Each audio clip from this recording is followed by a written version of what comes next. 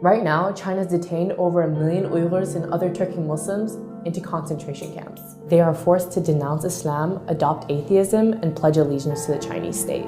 They would spend hours on end chanting in their crowded cells, "There is no such thing as religion," or "All hail the Chinese state," or "All hail Chinese President Xi Jinping." And if the detainees disobey, or if there's any type of resistance, there is torture being used. There are at least 800,000 and possibly up to a couple of million folks in these detention facilities. Nails are being pulled out, teeth are being pulled out. They're using snakes to interrogate. People are being beaten until they're dead. They're being sterilized, a method used in genocide. They're forced to sit on what's called a tiger chair, where they're clamped down on this chair for hours on end, oftentimes in solitary confinement. People are being sent to these camps for random reasons. One of them could easily be you are in contact with someone abroad. You have a family member abroad.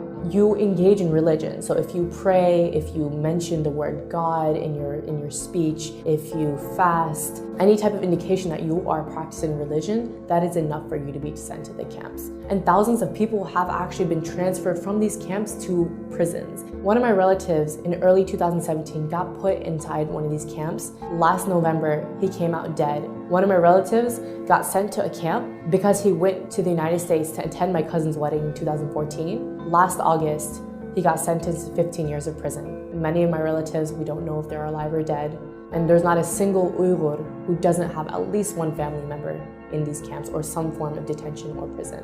The worst part is when someone dies, their bodies are not taken to their families, but rather their bodies are cremated. And that's another way for China to hide the evidence of bodies coming out of these camps. And it doesn't give us a clear idea of how many people are dying. All of this stuff is happening in secret. The children of these detainees have been sent to state-run orphanages and boarding schools where they are taught to hate their own religion, identity, and are forced to speak Chinese, are subject to abuse and torture. The parents don't know where their kids are. Most towns and villages in East Turkestan